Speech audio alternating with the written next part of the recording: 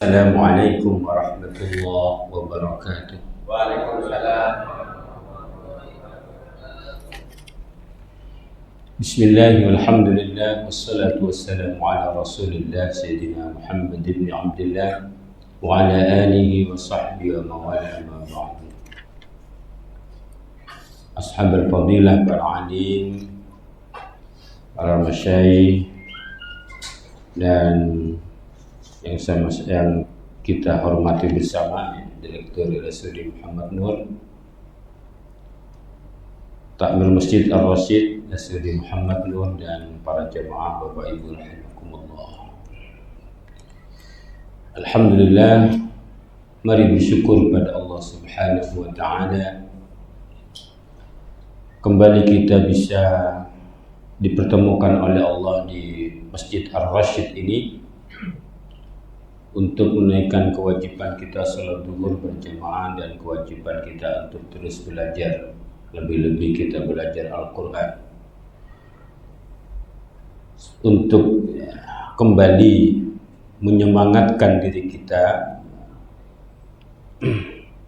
Baginda Nabi Muhammad SAW itu menyebutkan bahwa pelajaran terbaik itu adalah belajar Al-Quran. Khairukum man ta'allama Al-Quran wa 'allamahu. Paling baiknya kalian adalah orang yang belajar Al-Quran dan mengajarkannya. Itu pelajaran tertinggi yang disampaikan oleh baginda Nabi Muhammad SAW.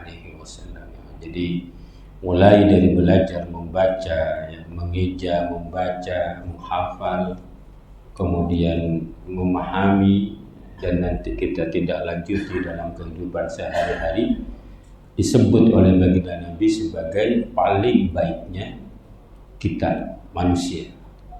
Mudah-mudahan kita termasuk bagian dari itu. Amin ya rabbal alamin.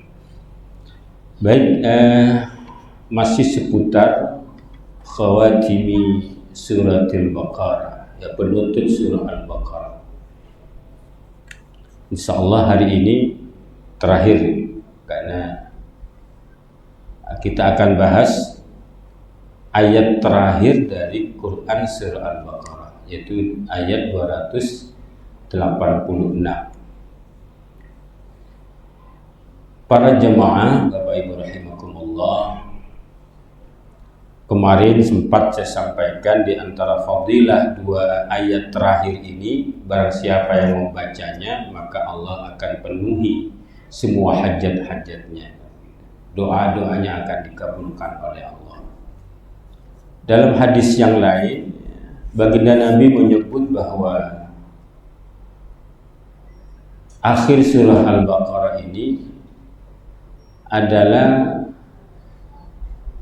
fa innaha min kanzin uqtihi nabiyyikum sallallahu alaihi wasallam min tahtil arsh.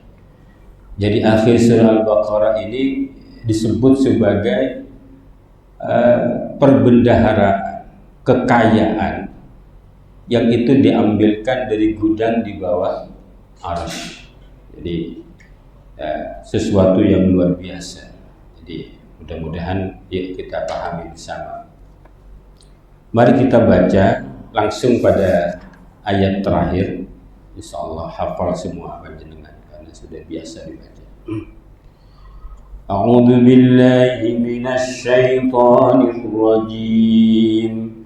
Bismillahirrahmanirrahim.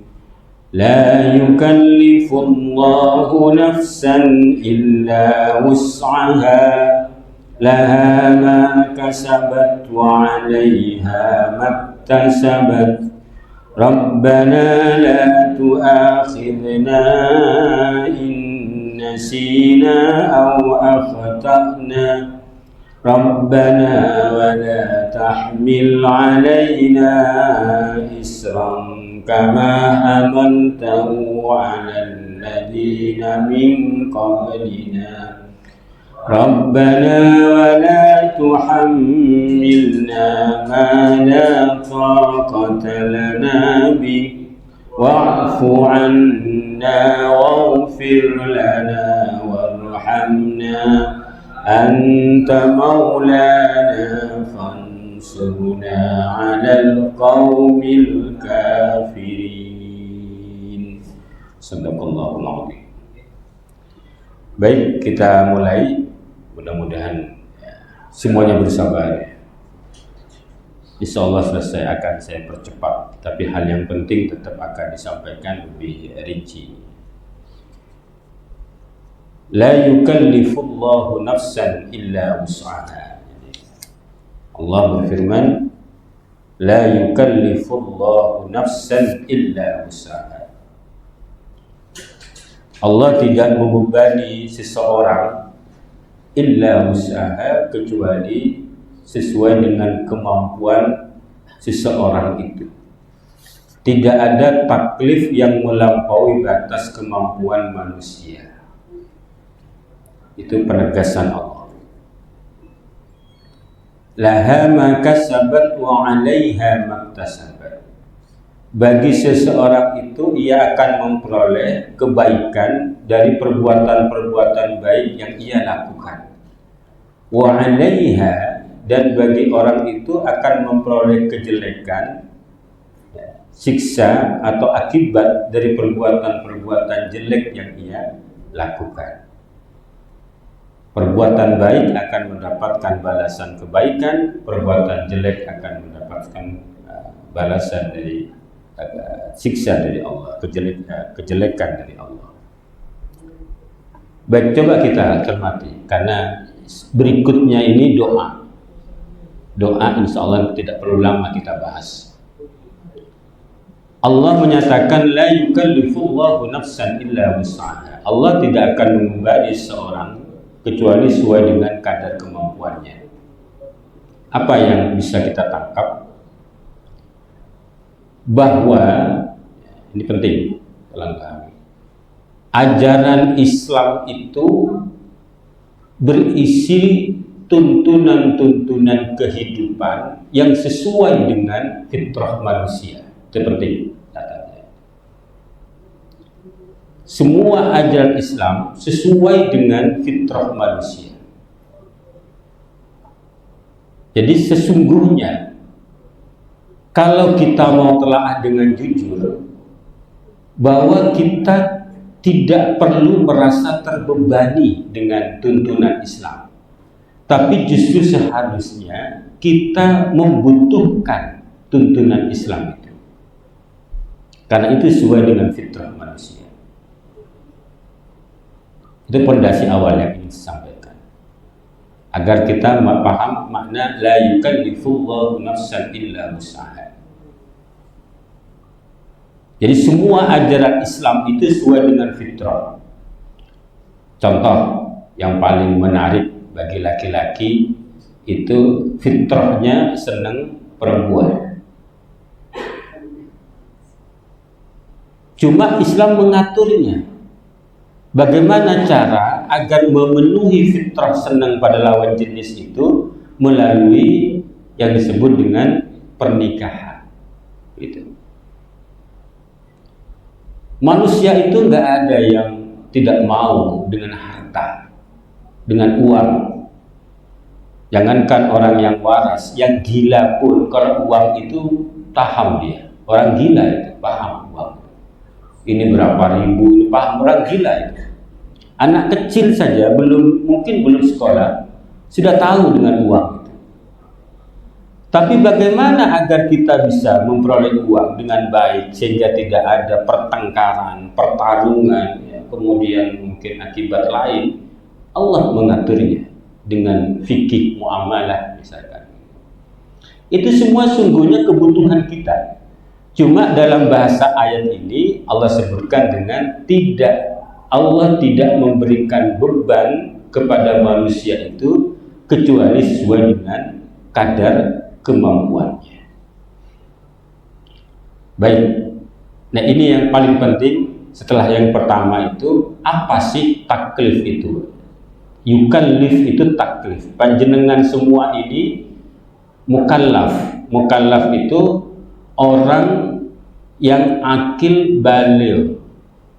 Jadi syarat mukallaf itu yang terkena kewajiban agama itu akil baligh, sudah usianya dia berakal kemudian baligh. Kalau laki-laki itu maksimal ya bisa sebelumnya itu 15 tahun kalau laki-laki. Tapi 15 tahun itu hijriah. Kalau panjenengan bicara tentang ketentuan hukum di dalam syariah Islam, itu bayangannya ketika ada kata tahun sekian itu hijriah. Tahun hijriah, tahun komariah, bulan peredaran bulan, bukan syamsiah. Termasuk saya sampaikan usia Nabi 63, itu 63 tahun hijriah, bukan syamsiah, bukan masehi. Jadi kalau tahun masehi itu kisaran 61 tahun. 61 tahun masehi usia Nabi. Jadi mukallaf itu akil baligh, sudah dia berakal. Kalau orang gila nggak terkena kewajiban agama. Kalau belum baligh masih anak-anak juga tidak terkena kewajiban agama. Dalam definisinya, jadi yang disebut dengan taklif, pembebanan itu yaitu beban yang diberikan oleh Allah untuk melakukan sesuatu atau meninggalkan sesuatu, atau bentuknya takhyir, boleh melakukan, boleh meninggalkan. Itu taklif. Jadi sesuatu yang Allah perintahkan untuk dilakukan, atau sesuatu yang Allah larang untuk dilakukan, atau sesuatu yang Allah memberikan kebebasan pada kita, baik melakukan maupun tidak melakukan. Itu taklif itu. Kalau bentuk hukumnya nanti akan melahirkan 5 hukum gitu. Kalau panjenengan paham 5 hukumnya. Jadi al-ahkam al-islamiyah ya, al-ahkam al-islami, hukum yang islaminya itu ada 5. Paham yang 5? Wajib, sunnah, mubah, apalagi makruh dan haram. Ini bentuk konkretnya. Jadi yang wajib dilakukan itu berkisar pada sesuatu yang Allah perintahkan, berkisar pada wajib dan sunnah. Itu yang Allah perintahkan. Kemudian yang Allah larang itu makruh dan haram. Kemudian ada takhyir. Takhyir itu boleh memilih apakah mau melakukan atau tidak melakukan. Kembali saya ulangi, taklif itu sesuatu beban yang Allah berikan pada kita, baik Allah perintahkan untuk melakukannya atau Allah larang untuk melakukannya, atau Allah beri kebebasan apakah mau melakukan atau tidak melakukan. Itu taklif dari Allah. Dan bagaimana kok bisa Allah menyatakan la yukallifullahu nafsan illa wus'aha? Itu karena sesungguhnya yang namanya al-ahkam al-islami, hukum yang islami itu tidak ada lain tujuannya adalah wujudul maslahat, untuk kebaikan manusia. Itu tujuannya. Baik perintah maupun larangan atau mubah, boleh melakukan atau tidak melakukan, itu semua tujuannya adalah untuk kebaikan kita. Untuk kebaikan kita. Yang kemudian dirumuskan oleh para ulama dengan istilah al-maqasid al-khamsah. 5 tujuan yang amat sangat dibutuhkan oleh manusia sehingga syariat Islam datang. Yang pertama, hifdzuddin. Islam datang untuk menyelamatkan akidah agama. Kemudian hifdzun nafsi. Islam datang untuk menyelamatkan jiwa, tidak boleh membunuh. Kemudian upayakan makan agar sehat, jaga kesehatan. Itu syariat Islam. Kemudian yang ketiga, hifdzul akli. Islam datang untuk menyelamatkan fungsi akli manusia. Tidak boleh minum minuman yang memabukkan, merusak kemampuan berpikir, tidak boleh. Sabu-sabu tidak boleh, narkoba tidak boleh. Ayo belajar agar fungsi otaknya maksimal. Itu syariat Islam semua. Kemudian hifdzun nasli, menyelamatkan garis keturunan. Tidak boleh berzina. Kemudian ayo kalau memang sudah sanggup menikah, menikahlah. Jadi itu syariat Islam semua. Kemudian hifdzul mal, Islam datang untuk menyelamatkan harta. Bagaimana cara memperoleh yang benar, bagaimana cara mentasarrufkan yang benar. Itu semua syar'i. Turunannya panjenengan nanti baca lebih lanjut di kajian-kajian fikih. Itu bisa dibaca. Ya. Artinya kalau perlu masjid ini ya satu saatnya. Nanti ada kajian lagi, kajian lebih rinci berkaitan dengan fikihnya. Monggo. Bisa ke sana. Baik, cuma yang terbayang pada kita itu beratnya, kan begitu, beratnya. Ketika hifdzuddin, misalkan kita wajib soal di samping iman, kita wajib untuk sholat, kita wajib untuk puasa, beratnya itu. Kita wajib untuk zakat, kita wajib haji. Yang terbayang itu. Tapi sungguhnya salat, puasa, zakat, haji itu untuk kepentingan kita. Kajian-kajian tentang puasa sudah banyak sekali kita bahas setiap kali puasa. Betapa banyak manfaat puasa untuk kita. Kita butuh puasa. Seandainya Allah tidak mewajibkan puasa, maka diri kita akan mewajibkan untuk puasa. Saya katakan itu dalam kajian Ramadan kemarin.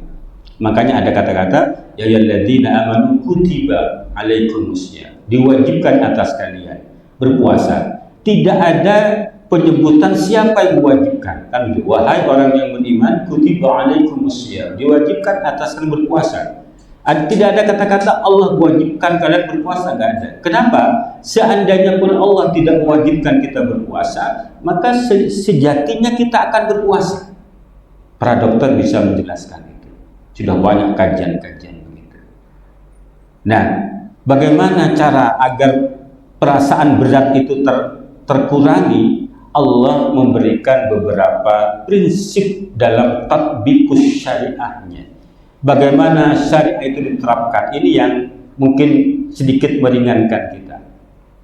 Yang pertama, Bapak Ibu rahimakumullah, dalam syariat Islam itu penerapan syariah itu didasarkan pada beberapa asas atau prinsip. Yang pertama disebut dengan adamul haraji, meniadakan kesulitan, atau disebut juga dengan at-taysir, memudahkan. Jadi hukum asalnya, misalkan hukum asalnya puasa itu wajib, tapi pada saat sakit atau saat safar, di mana di situ ada masyaqqah, ada kesulitan ganda. Kita lagi puasa, kita lagi sakit. Tapi bagaimana caranya? Jaga kesehatan. Bagaimana puasanya? Allah kasih rukhsah dalam bentuk boleh dilakukan di luar bulan Ramadan. Jadi itu namanya adamul haraj. Atau lagi safar, boleh puasanya nanti dilakukan di luar Ramadan. Jadi ada yang disebut dengan bentuknya menunda kewajiban. Jadi cara Allah meringankan beban itu, kalau pada saat yang bersamaan ada dua kesulitan bareng, boleh ada kewajiban ditunda pada waktu yang lain. Ada bentuknya Allah kasih kita pengurangan. Pengurangan, misalkan safar dengan qasar. Safar qasar. Itu pengurangan kewajiban. Atau lagi sibuk-sibuk ya, apalagi safar ya. Safar itu boleh qasar, boleh jamak, tapi ada kesibukan yang luar biasa. Ada juga nusa dari Allah bentuknya jamak salat. Ya, meskipun ada tata caranya, jangan kemudian sibuk-sibuk sedikit berjamak gitu ya. Saya sibuk nih, lagi sibuk. Ya, langsung jamak. Nanti fikihnya belajar. Ada bentuknya mengganti kewajiban. Mengganti kewajiban bagi orang sepuh yang sudah sepuh tidak lagi puasa, ganti dengan bayar fidyah. Atau bahkan yang paling dahsyat itu yang bisa diberikan pada ibu-ibu, yaitu menggugurkan kewajiban. Semisal lagi menstruasi, itu tidak wajib sholat, ya, tidak ada kewajiban sholat. Jadi rusuhnya sampai gugur kewajiban. Cuma hati-hati, sesuatu yang bisa dijamak itu nanti wajib diqadha. Panjenengan menstruasinya itu duhur, maka nanti qadhanya itu bersama dengan asarnya, karena asar dan duhur itu bisa dijamak. Nanti fikihnya yang berbicara itu. Itu namanya prinsip adamul kharaj. Makanya disebut dengan la yukallifullahu nafsan illa wus'aha. Allah tidak memberikan beban yang melampaui batas kemampuan manusia. Satu di antara cara penerapan syariahnya meniadakan kesulitan, memberikan kemudahan. Bentuknya bisa gugur kewajiban, mengurangi kewajiban, menunda kewajiban, apa tadi lagi? Mengganti kewajiban. Itu bentuk-bentuknya. Nanti kajian ini bisa berkembang. Kalau dibahas sekarang semua ya lama lagi, tidak selesai lagi. Kemudian yang kedua disebut dengan taklilut takalif, menyedikitkan aturan. Kalau panjenengan baca Al-Quran ya, ayat tentang hukum itu Bapak Ibu rahimakumullah, itu tidak lebih dari 300 ayat. Hanya 300 ayat, nggak lebih dari itu. Dari ayat Al-Quran yang berjumlah berapa, masih ingat? 6.236 ayat. Tolong ingat-ingat, jangan sampai 6666 terus. 6.236 ayat. Jadi hanya 300 ayat yang berbicara tentang hukum. Coba dibandingkan berapa persen? Sekitar 5% saja. 5%, nggak sampai 5% dari jumlah ayat Al-Quran yang berbicara tentang hukum. Apa maknanya? Sesungguhnya ajaran Islam itu agar hukum itu bisa berkembang sesuai dengan tuntutan zaman, relevan dengan tuntutan zaman, maka Allah tidak mengatur semuanya secara rinci. Ada ketentuan hukum yang diatur rinci, tegas, rinci, sharih, qat'i. Ada ketentuan hukum yang diatur secara dhanni, yang bisa dikembangkan sesuai dengan perubahan-perubahan zaman. Sehingga konsep Islam ini begini Bapak Ibu rahimahullah. Kalau ada sesuatu yang tidak perlu diatur, maka jangan diatur. Ketika diatur, itu akan menyebabkan masalah lain. Kalau masih bisa selesai tanpa aturan, nggak perlu ada aturan. Contoh sederhananya begini. Dalam Al-Quran itu, Bapak Ibu rahimakumullah, ada perintah-perintah Allah yang tidak semuanya wajib kita lakukan. Itu perintah. Misalkan, kulu washrabu wala tusrifu.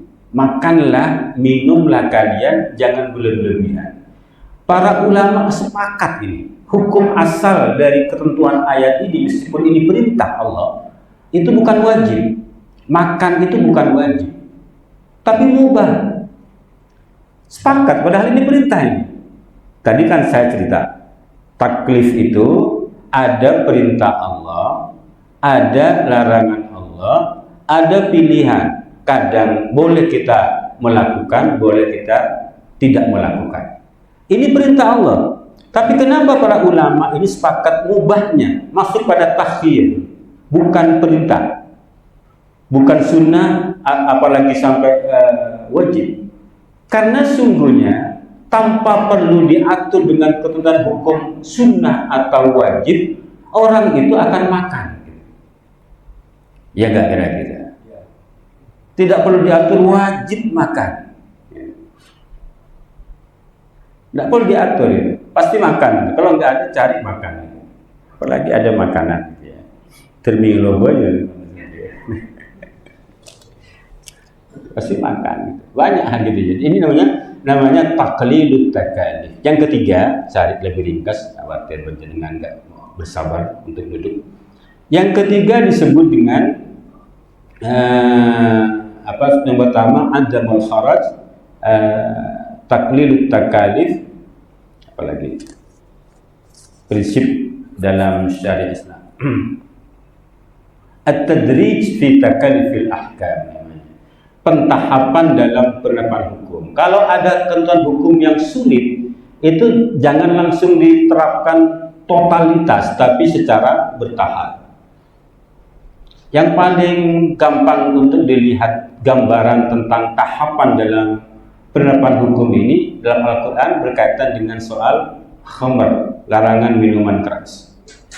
Jadi khamr saat Al-Quran turun itu sudah menjadi tradisi yang luar biasa, artinya seakan-akan nggak ada masalah.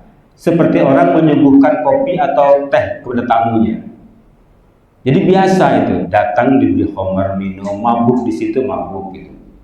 Bagaimana cara Islam menerapkan larangan khamr itu bertahap. Mulai dari memberitahukan tentang manfaat dan mudaratnya khamr. Dalam khamr itu ada manfaatnya, tapi ada madaratnya. Madaratnya lebih banyak dibandingkan dengan manfaatnya. Diajak berpikir. Setelah itu kemudian dilatih oleh Allah, wala taqrabus sholata wa antum sukara. Jangan kau dekati salat kalau lagi mabuk. Kalau salat 5 waktu maka dia harus jeda. Sekira-kira nanti ketika salat itu datang dia tidak dalam kondisi mabuk. Jadi ada pelatihan secara bertahap. Kalaulah untuk menghilangkan mabuk itu 1 jam atau bahkan mungkin 2 jam. 1 jam sebelum sholat dia nggak boleh mabuk gitu. Jadi kalau 5 waktu itu sudah berapa jam dia harus terhindar dari mabuk. Itu secara untuk habit, pembiasaan. Baru setelah siap disebutkan oleh Allah bahwa sungguhnya innamal khamru wal maisiru wal ansabu wal azlamu rijsun min amali syaitan fajtanibu, haram hukumnya. Ketika siap ada pentahapan itu. Nah, para jamaah panjenengan kalau punya kewenangan pengaturan di institusi tertentu, kalau itu terasa berat, lakukan bertahap sehingga anggota dari mungkin pegawai di situ tidak akan ada perasaan shock, keterkejutan dari aturan yang disampaikan itu. Nah, dari 3 prinsip ini sesungguhnya Allah ingin mengatakan bahwa apanya yang masih berat. Saya sampaikan hukum itu sesuai dengan kebutuhan kamu, fitrah kamu. Mungkin kamu merasa berat, ya, tapi ketika penerapan ada prinsip-prinsip. Tidak, kalau sulit ada jalan keluarnya berupa rukhsah. Kemudian di situ juga tidak semuanya diatur, menyedikitkan aturan, juga ada kemungkinan pengaturannya dilakukan secara bertahap. Kalau emang masih berat begitu, ya mungkin saja emang sudah nggak mau begitu kan, sudah nggak mau itu susah loh nggak mau. Jadi maka benar Allah mengatakan la yukallifullahu nafsan illa wus'aha. Itu penting agar kita tidak suzon kepada Allah Subhanahu wa taala. Allah sangat sayang kita. Karena sayangnya kita diberikan hukum, aturan. Al-hukmu hukum dalam bahasa Arab itu maknanya al-man'u, mana asalnya membatasi. Hukum itu membatasi. Orang itu sungguhnya butuh aturan agar tidak saling rebutan. Kalau nggak ada pembatasan, maka yang terjadi hukum riba. Yang kuat dia yang menang. Baik, lanjutkan ayatnya. Laha ma kasabat wa 'alaiha maktasabat. Jadi sini bedanya 2 cuma. Laha wa 'alaiha. Jadi kalau laha untuk diri manusia itu, maka sahabat perbuatan baik yang ia lakukan, ia akan dapat balasan kebaikan. lanya. Itu menunjukkan sesuatu yang akan dia terima. Kemudian wa 'alaiha, ala atas manusia itu maknanya siksa atas manusia itu dengan apa-apa yang ia lakukan. Ini yang disebut dalam Islam itu, Islam mengenal sebut dengan al-mas'uliyatus syakhsiyah. Artinya pertanggungjawaban pribadi. Wala taziru waziratun wizra ukhra. Jadi masing-masing kita ini akan mempertanggungjawabkan perbuatan kita sendiri. Tidak ada dosa orang lain yang kita pikul. Apalagi sampai ada istilah dosa warisan. Tidak ada dalam Islam. Tidak ada dosa warisan. Jadi masing-masing kita akan mempertanggungjawabkan perbuatan kita. Kalau perbuatan kita baik, nanti Allah akan balas dengan kebaikan. Kalau perbuatan kita jahat, nanti Allah balas dengan siksa dari Allah. Ini namanya al-mas'uliyatus syakhsiyah, pertanggungjawaban perorangan. Tidak ada yang bertanggung jawab terhadap orang lain, kecuali dia memang berbuat zalim. Yang disebut dengan Rasul itu, nanti akan ada orang-orang yang di hari kiamat itu dia pilot, dia bawa banyak amal ya, tapi amalnya itu kemudian dia gunakan untuk menebus kedoliman pada orang lain gitu. Sampai habis amalnya, kedolimannya belum tertebus, akhirnya dosa orang lain yang dipikulkan itu sebagai akibat kedoliman dia pada orang itu. Makanya kalau didolimi orang, kalau bisa senyum. Kenapa? Alhamdulillah punya tabungan amal nanti. Kalau bisa tenang gitu. Nang tenang. Deki adik tabungan di kita pada dunia ibadah seperti apa itu lebih dan terima. Kalau bisa, takut nggak tahan begini, takut nggak tahan. Tapi prinsipnya adalah al-mas'uliyatus syakhsiyah namanya, pertanggungjawaban perorangan.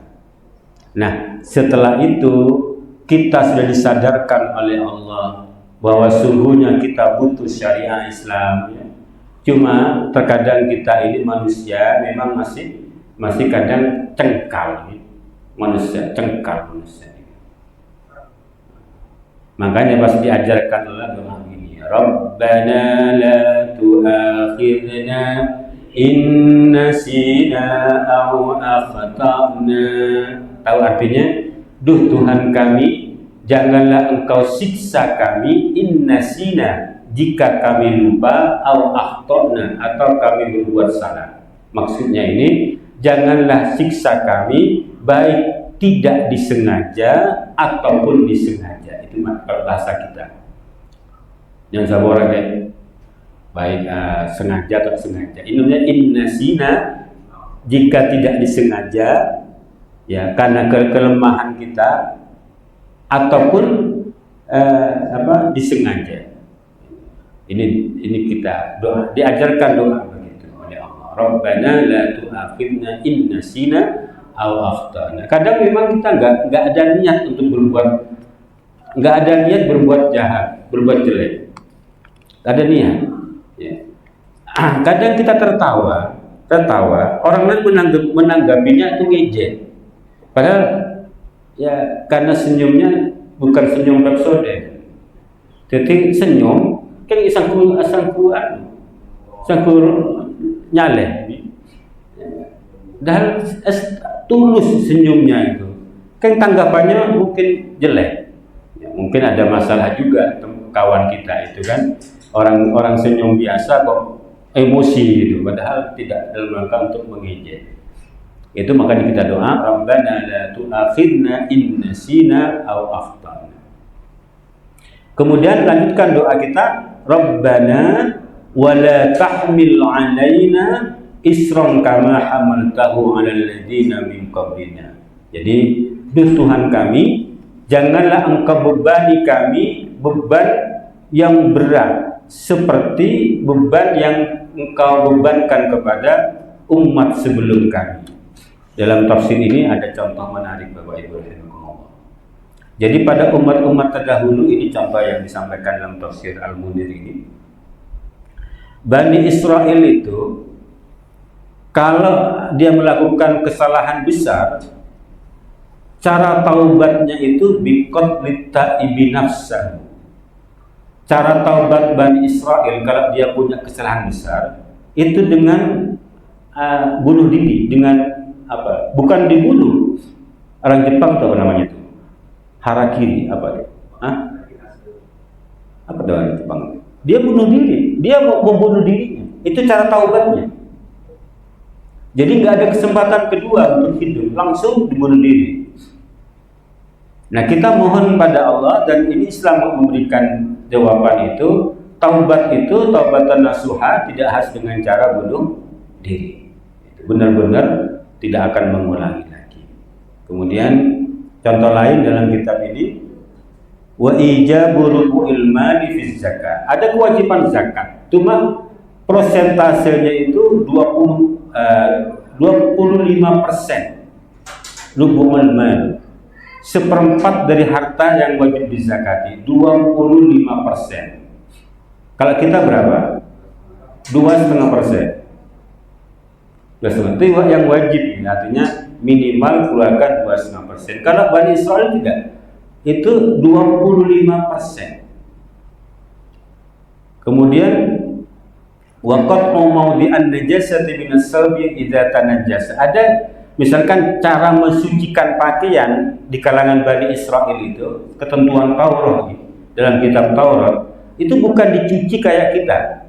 Kalau kita gimana? Kalau cara mensucikan najis, caranya ya menghilangkan 3 hal. Apa? Bau, warna, dan rasa, kan gitu. Dengan air yang suci mensucikan. Kalau Bani Israel tidak, itu qat'u maudhi'an najasa, memotong tempat yang ada najisnya. Kalau ada temancuk, plek, potong. Wah. Jadi mungkin makanya tradisi-tradisi apa ini? Tradisi celana bolong itu berangkat dari ada najis, dibuang bolong, dipakai oleh kita, bangga kita. Padahal itu boleh jadi dari mereka, boleh jadi saya tidak tahu. Tapi tradisi itu tidak berasal dari si kita. Dari si kita itu kalau ada bolong malah ditambah, kan gitu. Tidak menjadi kebanggaan. Baik, itu doa kita. Gitu. Kemudian Rabbana wa la tuhammilna ma la taqata lana bi. Jadi kita doa pada Allah, janganlah engkau bebankan kepada kami ma la taqata lana bi, sesuatu yang tidak ada kemampuan bagi kami untuk melaksanakannya. Tidak semua, meskipun secara umum ini kenapa ada doa ini? Meskipun secara umum syariat Islam itu untuk kepentingan kita, secara umum kita mampu melakukannya secara umum, tapi ada bagian-bagian tertentu yang tidak bisa kita tidak mampu melakukannya. Kita mohon pada Allah, jangan berikan beban di mana kita tidak mampu melakukannya. Ibu-ibu itu kalau doanya itu kan yang paling penting, ya Allah jangan palingkan suami saya ke perempuan lainnya, kan ya. Takut kalau nanti berpaling nggak mampu ibu-ibu itu. Doanya begini, doanya. Ketika baca doa ini, panjenengan di hati munculkan. Rabbana wa la tuhammilna ma la taqata lana bih. Cek bakabin po takut tak mampu apa rianteng ini. Di antara doanya, panjenengan mungkin berdoa yang lain. Boleh. Jadi misalkan panjenengan tidak punya kemampuan ekonomi untuk memberikan nafkah yang cukup, ya berdoa pada Allah. Mudah-mudahan anggota keluarga ridho dengan apa yang bisa kita berikan. Malah dia tidak ada lanjutan. Dari sudah sulit ekonomi, ada kesulitan lain. Kita doa pada Allah, Rabbana wa la tuhammilna ma la taqata lana bih. Setelah itu, wa'fu anna waghfir lana warhamna anta maulana fansurna 'alal qaumil kafirin. Tahu wa'fu? Mana wa'fu? Wa'fu itu hapuskan. Sempat saya bahas di Ramadan kemarin insyaallah. Wa'fu hapuskan. Jadi kalau ada dosa itu dibersihkan, seakan-akan diberikan lembaran baru. Kalau ghafir lana, maafkan, dosanya tetap ada, tapi Allah ampuni dosa itu. Allah ampuni. Ini kalau mau dibedakan, meskipun ada yang tetap sama ya. Wa'fu anna waghfir lana. Kemudian warhamna. Ini yang paling penting. Bolehlah kita banyak dosa, tapi ketika ada rahmat Allah kepada kita, maka selesai. Karena sungguhnya yang akan memasukkan kita ke surganya Allah dan menghindarkan kita ke nerakanya Allah bukan karena perbuatan kita. Ini disabdakan Nabi, la yadkhul ahadukum al-jannata bi'amalihi. Tidak akan masuk surga kalian sebab amalnya, tapi akan masuk surga karena rahmat Allah. Satu rahmat Allah sudah cukup mengantarkan kita ke surganya Allah. Realita. Kemudian anta maulana, engkaulah pemimpin kami, engkaulah penolong kami. Kemudian fansurna 'alal qaumil kafirin, maka bantulah kami untuk melawan, mengatasi kaum yang kafir. Zaman sekarang Bapak Ibu rahimakumullah, kalau perang fisik mungkin mudah-mudahan kita di Indonesia ini aman. Tapi setelah kita di Palestina, ya, karena sempat saya singgung, saya lupa kembali. Jadi di antara para ulama itu ada pertanyaan tertulis kepada saya. Di antara para ulama itu meyakini bahwa perbuatan wata'luna uluwan kabira. Jadi perbuatan sombong yang amat besar yang akan dilakukan oleh Bani Israel itu apa yang mereka lakukan pada bangsa Palestina.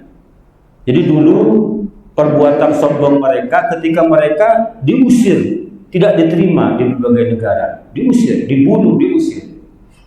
Nah sekarang ini perbuatan mereka terhadap Palestina itu dikecam oleh semua negara, hampir semua negara kan begitu. Artinya apa? Semua negara yang semula itu tidak mendukung perjuangan Palestina sudah banyak mengecam apa yang dilakukan oleh Israel kepada Palestina. Ya ada beberapa yang masih tetap, terutama Amerika. Dikecam berbagai negara itu apa yang dilakukan oleh Israel, tetap sombong dia nggak mau mengalah ya dengan memberikan kemerdekaan kepada negara Palestina. Sombong, tetap melakukan perbuatan-perbuatan kejamnya itu.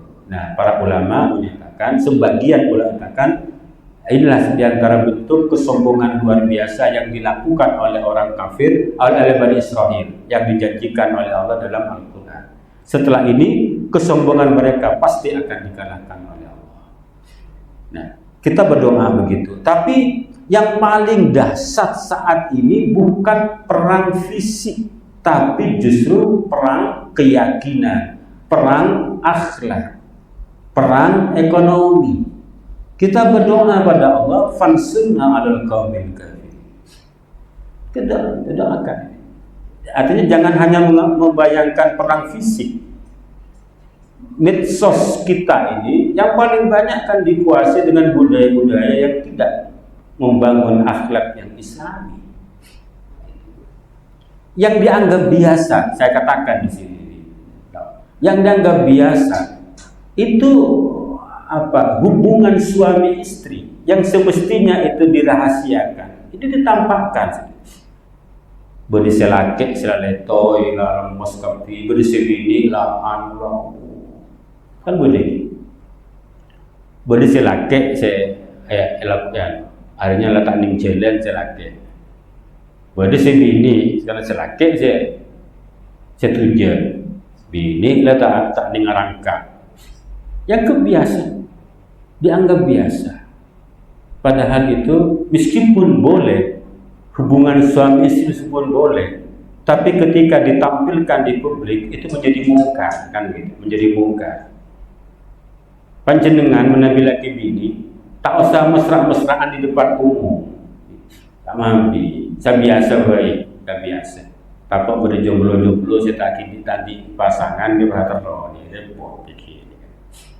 Mungkar menjadi mungkar kan itu, apalagi sampai di media sosial kan. Maka kita doa pada Allah mudah-mudahan kita bisa mendapatkan firman Allah dari kelompok orang kafir ini, tidak hanya perang fisik tapi perang yang lainnya untuk menyelamatkan akidah dan akhlak kita dan anak cucu kita. Amin ya rabbal alamin. Semoga ada manfaatnya. Sekian, terima kasih. Allahumma hamna bil Qur'an waj'alhu lana imaman wa nuran wa hudan wa rahmatan.